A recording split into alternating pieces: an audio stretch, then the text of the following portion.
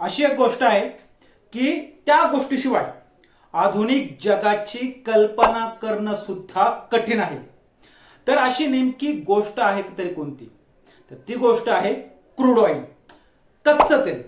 आपल्या रोजच्या जीवनात पेट्रोल, डिझेल, प्लास्टिक, रस्ते, औषधं, कपडे, अगदी आपल्या हातातील मोबाईलच्या काही भागांमध्ये सुद्धा क्रूड ऑइल पासून तयार झालेले पदार्थ हे वापरले जातात। पण प्रश्न असा आहे की हे क्रूड ऑइल नेमकं असतं तरी काय आणि ते कसं तयार होतं आणि ते इतकं महत्त्वाचं का आहे, जाणून घेणार आहोत या व्हिडिओच्या माध्यमातून। नमस्कार, मी किशोर बलकवडे आणि आपण पाहतात विषयच वेगळा। तर क्रूड ऑइल म्हणजे जमिनीच्या आत आढळणारं एक नैसर्गिक द्रव इंधन आहे। हे प्रामुख्याने हायड्रोकार्बन नावाच्या रासायनिक संयुगापासून बनलेलं असतं। आता हायड्रोकार्बन म्हणजे काय? तर हायड्रोजन आणि कार्बन या दोन घटकांचं मिश्रण।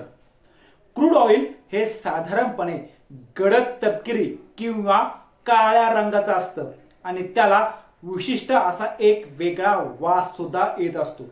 आणि हे कच्चं तेल म्हणजे क्रूड ऑइल थेट वापरता येत नाही, त्याला अगोदर रिफायनरीमध्ये प्रक्रिया करून वेगवेगळ्या इंधनांमध्ये आणि पदार्थांमध्ये बदललं जातं किंवा रूपांतर केलं जातं।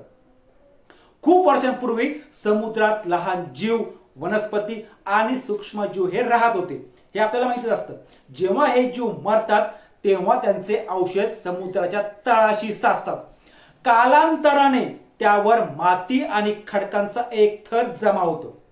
पृथ्वीच्या आत असलेल्या उच्च दाब आणि तापमानामुळे हे सेंद्रिय पदार्थ हळूहळू क्रूड ऑइल आणि नॅचरल गॅस मध्ये बदलतात।